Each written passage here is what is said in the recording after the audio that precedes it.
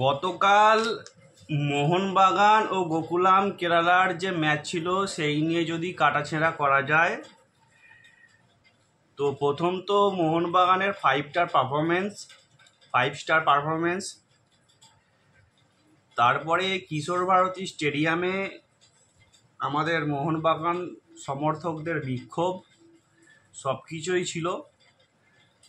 তার মধ্যে ভালো খেলাও দেখেছি আমরা। যদি গ্যালারির থেকে বাইরে মাঠের মধ্যে চলে আসি, তাহলে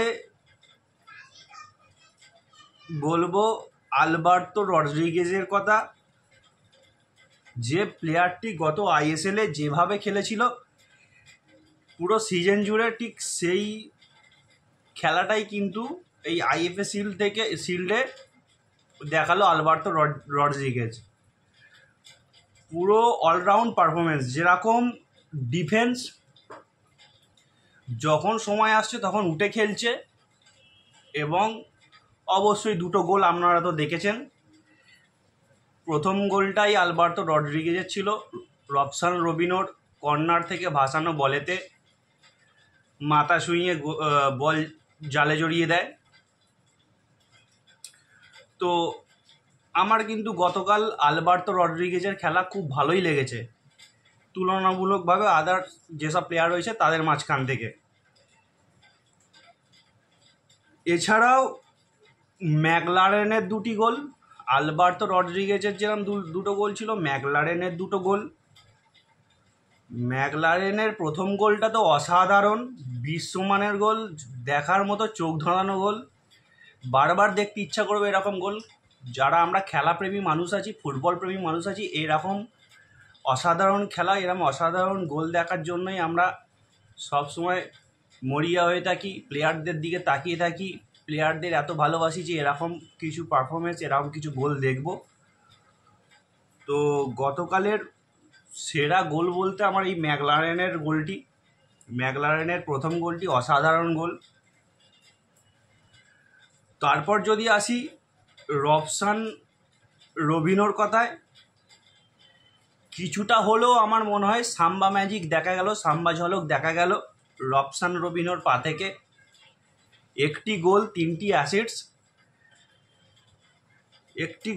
অ্যাসিস্ট রবসান রবিনোর।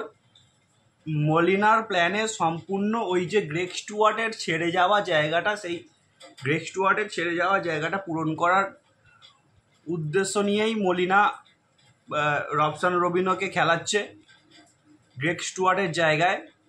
তো ভালোই খেললো রবসান রবিনো, খারাপ খেলেনি। ওভারঅল খেলা আমার খুব খারাপ লাগেনি, ভালোই লেগেছে খেলা সব দিক থেকেই মোটামুটি। কিছু ভুল ছিল, ডিফেন্সের কিছু ভুল ছিল। মেহতাব সিং একটু লাস্টের দিকে একটা ভুল করেছে, যেটা মিস পাস হয়েছে, বল নিয়ে গোকুলাম কেরালার প্লেয়াররা উঠছিল, কিন্তু হয়তো ডিফেন্সের জন্য পারেনি। বেশ কিছু জায়গা মিস পাস হয়েছে, ডিফেন্সের কিছু ভুল হয়েছে। গতকালকেই ম্যাচের পরে যে ভিডিও দিয়েছিলাম, সেই ভিডিওতেই বলেছিলাম কিছু ইন্ডিভিজুয়াল ব্রিলিয়ান্সির জন্য, দেখানোর জন্য কিছু গোল হয়নি, আরও গোল হতে পারত। তো ওভারঅল দেখতে গেলে ম্যাচের জয়টাই আসল, ম্যাচের পয়েন্টটাই আসল। তো 5-1 খুব খারাপ ফল নয়, 5-1 ব্যবধানে ম্যাচ জেতা এটা খুব খারাপ ফল নয়, ভালোই খেলা হয়েছে। এবার আসবো দিমিত্রি পেত্রাতোসকে নিয়ে। 2টো কথা যদি বলি, জানি না মলিনার প্ল্যান কি চলছে, নাকি দিমিত্রি পেত্রাতোসের কোনো চোট রয়েছে।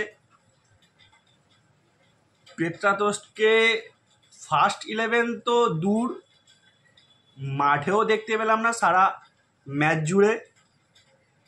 নাকি মোহনবাগানের সাথে দিমিত্রি পেত্রাতোসের দূরত্ব আস্তে আস্তে বাড়ছে, সে সব কিছুই সময়ই বলবে। দেখা যাক কি হয়। আগামী দিনে যদি দিমিত্রি পেত্রাতোসের ব্যাপারে কিছু খবর পাই, খবর কিছু আসে, অবশ্যই আপনাদের জানাবো। ততক্ষণ দেখতে থাকুন টুইন্স ম্যাজিক ইউটিউব চ্যানেল। যদি আপনাদের ভালো লাগে আমার ভিডিওটি, অবশ্যই আমার চ্যানেলটিকে সাবস্ক্রাইব করবেন, ভিডিওটি কি শেয়ার করবেন, কমেন্ট তো অবশ্যই করবেন, জানাবেন কমেন্ট করে কার খেলা আপনাদের ভালো লাগলো, কী ধরনের ভিডিও আপনারা আশা করছেন। অবশ্যই আমি ভিডিও দেওয়ার চেষ্টা করব। তো আগামী ম্যাচে আবার ফিরে আসছি ভিডিও নিয়ে। ততক্ষণ দেখতে থাকুন টুইন্স ম্যাজিক ইউটিউব চ্যানেল।